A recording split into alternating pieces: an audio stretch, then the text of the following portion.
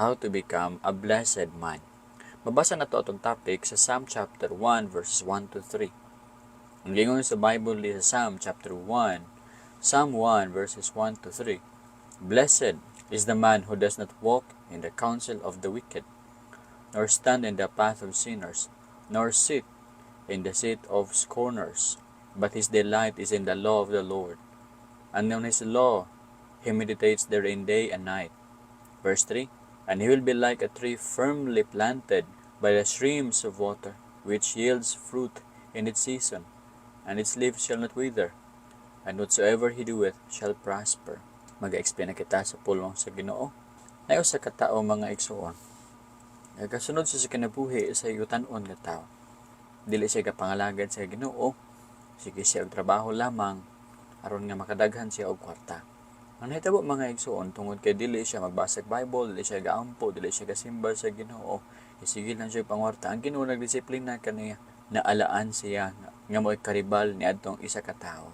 Gipapusil siya, na duha ka rider, gipusil siya, naigo siya repak, nilapos ang diani. Huwag nabungka kaya nga diani. Wala man siya namatay. Pagka bato niyang buot, naingon siya nga, nahitabo ni siya ko, kaya wala ko nangalagad pag-ayo sa Ginoo. Gibuhat niya karon, naglikan niya sa kadautan, ug nangalagad niya sa Ginoo, ug tungod niya na maayo ang iyang kinabuhi.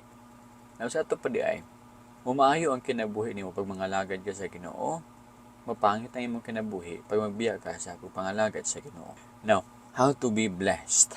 Blessed, kanang word nga blessed, meaning fortunate, prosperous, favored by God. Malipayon ka, happy ka, prosperous ka, favored ka sa Ginoo.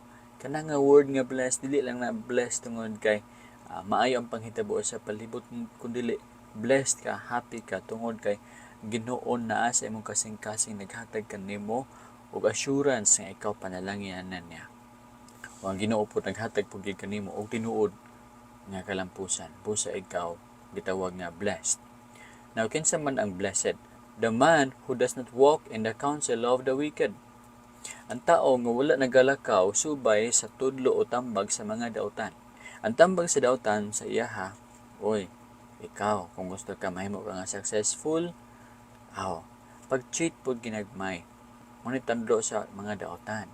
Now kung imuha ka ng tumanon, hindi kasakpan nimo nga nag-cheat ka, maulawan ka, dili na ka blessed. Sama atong usa ka nailhan nako na maligi sa kopras. Para dako iya hangalin, gibutangan niya bato ang kopras. Pagyabo karon sa sako og ka nilagubo man dako nga bato. Nailhan nga siya ng cheat. Sako kaayo ang bayar o gikasab-an siya pag-ayo. Mao ka na mga igsoon. Pag masakpan ta sa atuwa nga pang-cheat, dili kita magmalipayon. Nga na mga igsoon ang mga tawo mga igsoon nga maminaw sa tambag sa mga dautan. Kung wala lang unta naminaw sa tambag sa dautan, nibuhat lamang sa insakto, wala untay angay masakpan. Dili ka masakpan nga nang cheat ka. Dili ka masakpan nga ikaw nang limbong. Dili ikaw masakpan nga ikaw nagbuhat og dautan tungod kay dili ka masakpan nga nagbuhat og dautan kay wala ka nagbuhat og dautan. Dili ka masilutan, dili ba? Ang matawag sa imo blessed ka. Then, nor stand in the path of sinners.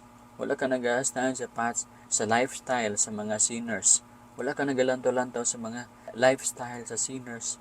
Kung ikaw dili magatutok sa mga lifestyle sa mga sinners, mga igsoon, dili ka matintal sa pagbuhat sa ilahang mga ipangbuhat.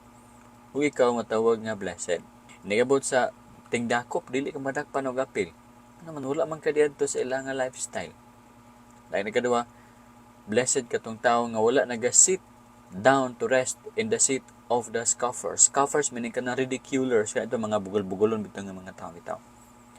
Inom na sa table, gabugal-bugal sila. Na kung dili ka mag-apil-apil sa ilaha mga igsoon, dili ka maapil sa judgment day. Dili ka maapil sa judgment. Paano sa judgment day? Magkaikyas ka. Kung ay dinunggabay ni adto, ikaw, dili ka maapil kadunggaban. Nga naman, tuwa man ka sa imong balay. Sila naa sila sa table, sa paghudya ka, sa pag-inom. Ikaw safe ka. Matawag ka nga blessed. Munang unang nga angay buhaton mo para ikaw ma-blessed. Una-una, i-denounce nimo ang world, no? You denounce, no? First, if you want to become happy or blessed, denounce the world. No? Imuha siyang i-criticize nga wrong ka na siya, dili ka na maayo, dili ko maminaw sa advice sa kalibutan, dili ko muawat sa lifestyle sa kalibutan, dili ko magkinabuhi uban sa mga ridiculers. May soon, kabalo mo, sa lawas, kung gusto kang imong lawas healthy, matod pa sa doktor, na mga butang nga likayan nimo. Likayan nimo mga tambok, likayan nimo ang makapahay blood, likayan nimo ang maghatag tamis kaayo tungod makasakit sa imong nga lawas. Nga na pod, kung gusto kang ma-happy in a Christian life, dapat naa kay i-denounce, naa kay likayan ang counsel sa wicked, ang lifestyle sa wicked, ang pakighilubilo sa wicked, sila mabuhos like dotan, imo nang likayan. Dayon, ikaduha, napo kay angay nga buhaton para ikaw ma-happy. Diba? Sa ato ang health, para ikaw healthy, naa kay likayan, napo kay kaunon, napo kay pagkabuhaton. Exercise, kaog mga utanon, inga na po sa Christian life. Likayan nimo ang mga bad nga pagkaon, kaunon nimo ang good nga pagkaon. Nasa verse 2. Inga na po sa Christian life. Na kay kaunon nga may nga pagkaon. Ingon sa verse 2, but his delight is in the law of the Lord, and on his law he meditates therein day and night. Ay instead nga maglipay-lipay siya sa advice sa mga kaaway, advice sa mga sinners, maglipay-lipay siya sa lifestyle sa mga sinners, maglipay-lipay siya dito sa table sa mga sinners, katawa-katawa, bugal-bugal. No, dili siya maglipay anay mga butanga, kundi maglipay siya diha sa law sa Ginoo, sa pulong sa Ginoo. Mangutana ko sa inyo, habi, malipayon ba kamo sa pulong sa Ginoo? Kaninyo ba ang pulong sa Ginoo sama sa bulawan nga mahal kaayo? Ug tamis sama sa dugos? Kung para kaninyo ang pulong sa Ginoo sama sa usa ka maso nga udok-dok sa inyo nga ulo, maulang na dili jud ka malipay sa pulong sa Ginoo. Hate ni mong pulong sa Ginoo. Maglikay-likay ka sa pulong sa Ginoo niya na. Busa ang uban, dili ka basa Bible kay mahadlok sila, makita ang ilahang mga kalapasan. Hadlok sila magpa-correct. Panantaw mga igsoon nga anda magpabadlong sa pulong sa Ginoo. Ang panglantaw niya sa pulong sa Ginoo tambal. Tambal nga tamis. Pait man pero tamis kini pag-abot sa iya nga soul. Nga naman kay kini mo kuha sa iya nga mga sala ug mohatag kaniya og kinabuhi. Busa, instead nga maglipay-lipay siya sa advice sa wicked, lifestyle sa sinners, lipay-lipay hudyaga sa mga scoffers. No. Ingon sa verse 2, ang iyang nga delight meaning kalipay. Ang iyang nga delight naa sa balaod sa Ginoo. How to be happy, delight in the word. Open mo sa inyong Bible. Kanang law diha, refer ka na sa 5 books. Genesis, Exodus, Leviticus, Numbers, Deuteronomy, law of the Lord. And on his law, he meditates therein day and night. Ug diha sa balaod sa pulong sa Ginoo siya nagameditate day and night. Para makuha niya kung sa angay nga buhaton, para mahimo siya nga prosperous, gameditate siya sa pulong sa Ginoo. Wala siya naminaw sa advice sa mga sinners unsaon para mahimong successful, unsaon para mahimong prosperous. Ayang gibuhat, naminaw siya sa pulong sa Ginoo. Wala siya sige og pagmarites uban sa mga sinners day and night, kundi naminaw siya sa pulong sa Ginoo day and night. Kanang mga marites, mga igsoon, day and night, wala na sila maangkon nga mga right nga mga advice. Puro lang na sila mga revenge. Puro lang na sila mga kasakit. Puro lang na sila pangdaot. Nilang kinabuhi.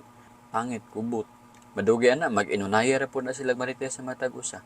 Ingon na naman ang marites. Karong adlaw, friends sila. Para madugay, kaaway na po na sila. Pag masayo pang isa, traidoro na po na sa isa. Sa una lagi daw ang panahon mga igsoon, ang ahas hayop pa, karon tawo na. Ang ahas tawo na. Pero balik kita, instead nga maminaw ka sa advice sa mga sinners, ang advice ay magipaminaw, ang advice na sa pulong sa Ginoo. O meditate ka niani day and night. Kabalo mo anang word nga meditate, kanang word nga meditate mga igsoon. Gi-illustrate ka na sama sa usa ka baka nga nikaon bitaw siya og sagbot. Ang baka pag mukaon siya nga sagbot, pagkabuntag daghan kasi kaunon nga sagbot niya na. Then iya nang tulunon largo padulong sa iya nga tiyan. Dili usapon tuon sa tiyan. Pagkatapos ibutang na sa iya nga dako nga compartment sa iya nga tiyan. Gitawag ka ng rumen. Iya nang iimbak dito sa iya nga tiyan. Pagkaudto ni ana mga igsoon, mobangon, moadto ka na siya daplin sa kanang kuan, ilalom sa kahoy. Nya mag-usap-usap. Diay ka, katong iyang gipangkaon tibuok nga buntag. Yatong ginapagawas nga bola ang porma. Pagawas ang unya dayon, iha dayon ng usap-usapon. Wala sige kaon nga sagbot pero gana. Di ay ka ang kinaon niya ganihang buntag. Pagkaod to iyang ipagawas. Dan iyang usapon. Pinupinuhon gyud aron nga daghan sa nutrients nga makuha. Ibalik na po dayon sa tiyan. Ingon ana ang meditation mga igsoon. Ang pulong sa Ginoo imong ginausap pag-ayo sa imuha nga hunahuna. Imong ginaanaan ang pulong sa Ginoo sa imong hunahuna ug imong kining sulti sa imong kaugalingon. Meditation is gaspik ka sa imong kaugalingon. Panalitan na kay teaching nga nabasa diya, love your enemies. Pag mag-meditate ka, ang pulong sa Ginoo imong ginawali sa imong kaugalingon. Example ako, Jacob, dapat imo jung i-love imong enemies. Dili nimo i-hate imong enemies, kundi i-love nimong enemies. Mao na gisulti ni Kristo Jesus. Imo siyang ibalik-balik ba sa imong hunahuna. Mao na ang meditation. Kung imo nang ginabuhat day and night nga imong ginawalihan, imong ginameditate ang pulong sa Ginoo, mga igsoon, ikaw healthy kay ka Christian. Ang pulong sa Ginoo kanunay nimo ginausap o ginakaon nimo padulong sa imong kasing-kasing. Imong kasing-kasing healthy kaayo. Masama din ka sa usa ka tree nga giplant daplin sa suba. Kanang word diha nga planted. Ang literal ana is transplanted. Kung ikaw, sikag meditate sa pulong sa Ginoo, may sama ka sa tree nga gitransplant dito daplin sa sapa. And he will be like a tree firmly planted or transplanted by streams of water. Gikan ka sa bukid, gibutang na yon ka daplin sa sapa. Unsa mahitabo sa tree mga igsoon nga gibutang sa daplin sa sapa? Panahon sa ting init mga igsoon, dili siya malayos. Magpabiling niya po ang iyang dahon, mabiling na nga mga bunga. Panahon sa ting bunga, mangbunga kini siya. Ang ubang mga kahoy, mga laya sila. Apan ang tree nga gibutang daplin sa suba, dili gyud kini malaya. Ingon ana ang imong kinabuhi mga igsoon. Kabantay mo ana mga Kristohanon nga bisan gising-kasingkahan na nga sa ilahang nga mga silingan, wala gyapon malaya, wala mabalos, gibalikas pero wala dibalik og balikas. Pan maayo yapon ang buot, namungay pog maayo nga binuhatan. Nganuman kanang tawhan na healthy nga tree, healthy ang kasing-kasing, healthy ang tawna, gina-feed kanunay sa pulong sa Ginoo. Ting init man sa iyahang kinabuhi, dili siya malaya. Pero kanang Kristohanon mga igsoon, nga dili himasa sa pulong sa Ginoo, dili ga-meditate day and night sa pulong sa Ginoo, panahon sa ting init sa iyang kinabuhi, hay, malaya na siya mga igsoon. Malaya ang iyang mga dahon. Dili tanan malaya, pero naay mga laya nga mga dahon niya. Mahitabo dayon mga igsoon, mamunga siya, ginagmay na lang. Mamunga siya, dili kay dinaghan. Nya masuko siya. Dali sa puton ang Kristohanon, nga dili himasag Bible. Dali ra malaya. Ikaw, kumusta man ikaw mga igsoon? Ikaw, nga himasag Bible, which yields its fruit in its season, mamunga ka. Imong bunga, panahon sa ting bunga. Ug ang imong dahon, dili malaya. Ug unsay pagabuhaton nimo, mag-prosper ka. Mag-come into maturity. Nganuman, kay ikaw, giplant man sa pulong sa Ginoo. Ligamot man ka sa pulong sa Ginoo. Dili ka malaya. So, prosperous ka. Ikaw ang tinawag nga prosperous.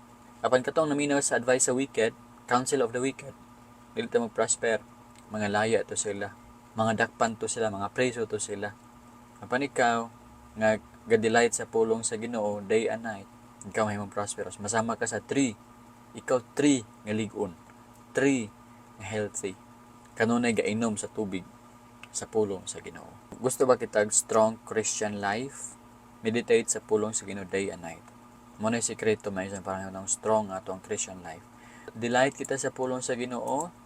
Mag-delight ta. Yes, I'm happy sa pulong sa Ginoo. Imo ginigakos-gakos ang pulong sa Ginoo. Dayon imo din ang ginahunahon na pag-ayo ang pulong sa Ginoo, imo gina-repeat pagsulti sa mga this is the word of God. I will do this. Love one another. I will do this. Love your enemies. I forgive my enemies. Mag-worship ko, maghatag ko. Imo na gina-repeat sa imong mind. Pag inang buhaton, healthy imong mind, healthy imong heart, healthy imong Christian life. Mamunga ka o maayo nga buhat o dili ka malaya. Kung unsay pagabuhaton nimo, pagapanalaginan sa Ginoo, mag-prosper ikaw. God bless. Lord, salamat sa iyang pulong sa ngalan ni Jesus. Amen. Thank you very much for watching. This is the Truth Bible Program. God bless sa inyo ha. Bye-bye.